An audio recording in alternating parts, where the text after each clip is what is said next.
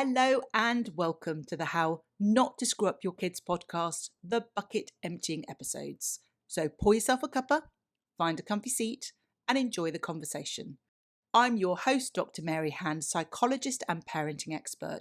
And in this episode, I'm going to share with you a bucket emptying resource for you as parents, but that will also be a huge opportunity for expansion, growth in confidence and resilience for your children. So a double win-win. Now, we're all familiar with the saying, whether we've heard it or whether we've seen it in some sort of motivational meme, that when we say yes to one thing, we're saying no to something else. And it's often in this the context of us being pushed and pulled and really questioning where we prioritize. Now, I'm going to take quite a narrow view in this episode in terms of what I want it to mean in terms of bucket emptying for you as a parent. And what I mean by saying yes are the things that we do habitually without thinking, that aren't consciously things that we do, that are not necessarily outward yeses, but these are the actions that we do that in lots of ways will, by saying yes, we're saying no in two ways. We're saying no to growth and development and resilience and confidence building for our children, but we're also saying no to ourselves and the opportunities that we have to give ourselves a breather.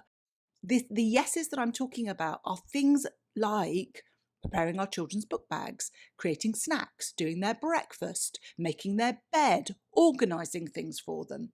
So it's these sorts of things that we do just without thinking that we can begin and ought to consciously delegate to our children.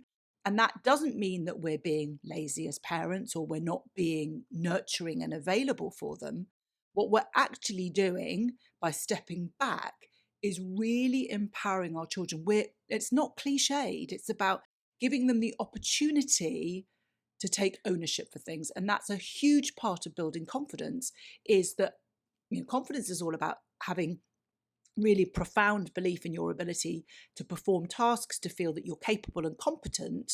And if we are saying yes to too many things, we're picking things up for our children that they should be doing for themselves, we're really diminishing an opportunity for their growth. We're saying no to their growth as well as saying no to our opportunities for us to be doing other things. And for the first time with the bucket emptying episodes, we are going to have a resource. And this resource is going to list, it won't be a comprehensive list because I'm sure there'll be things on there that I would have missed, but a list of the typical things that I think as parents we can begin to say no to, allow our children to say yes to, and build that growth. So let me just give you explain some of this in a bit more detail. And what I would encourage you to do before you start acting on any of this is I would really encourage and invite you, I say this with love, to do a 1 week audit and make a real commitment to yourself that you are going to do this. So put a piece of paper somewhere that you are likely to be able to have access to quite regularly so that you can make a note of all of the interactions that you have with your children and also things that you do where you can just jot down from the moment you wake up until you go to sleep. And this is just simply the things that you do for your children each day. I don't want you to worry about whether you think you should or whether you think you shouldn't, but just simply write down all of the things as each day progresses that you've done for your children. Now, my suggestion would be that you would start at a weekend, because hopefully that is going to be a little bit easier in terms of other commitments that you might have around work. Now, if you work weekends, if your weekends are super busy and you'd rather start a different day, you start when works for you. But it's really important that you write down every single thing that you do for your children from the moment you wake up or they wake up, all the way down. Because, for example, some of the things that we do are we take ownership for getting our children up and out of bed. Now, that might be appropriate. It may not be. But what I want you to do as part of that audit is you'll have a really comprehensive and definitive list of all of the things that you do for your children. What I would then want you to do, please don't act until you have done that audit, is I then want you to download the checklist, the list of things that I believe that as parents we should be contemplating delegating and passing back for our children to own, for it to be their responsibility, for them to take ownership of it themselves.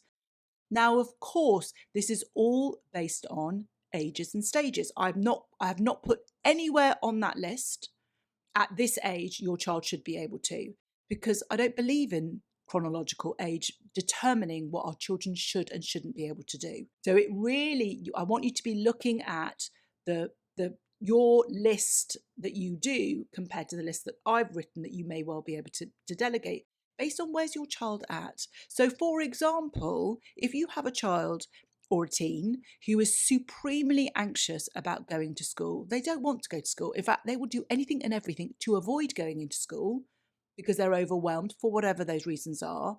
Then when you see on my list about getting themselves up and making breakfast, that is a very legitimate one for you to look at and say, actually, we're not really in a position yet developmentally for me to be able to pass that baton on. And that may even be with a 16 or a 17-year-old, because in lots of ways, their natural tendency will be to avoid, and therefore it would not be prudent yet for us to then empower them to be able to do it. You have other priorities in that particular space. So you do your audit, you compare your audit to my list, and then I want you to look quite honestly, and all I want you to do is to then tick on my list the things that you believe that actually your child is at that developmental stage and ready to begin to take some of those things on. Now, that does not mean that I want you to act on all of them. There may be 10 things that you suddenly realise, oh my goodness me, I do this without thinking. It never occurred to me that my child could do it for themselves, because I just do it automatically. What I want you to do is I want you to choose your top 3. And the way you choose those top 3 is to think from your own bucket and the potential of how it might empty on your bucket. Try and place them in order of what would be the top thing that if my children could take ownership for that would give us both a double win, would reduce a lot of the things in my bucket, would begin to sort of empty my bucket, but would also be great in terms of their development and in terms of nurturing their confidence and their resilience. So we're basically placing them in that order. And then you begin to work on that one thing. Because what's really crucial is that we're trying to expand and provide our children with these incredible opportunities in terms of that development. So don't get too bogged down with the whole list. Come up with the top 3.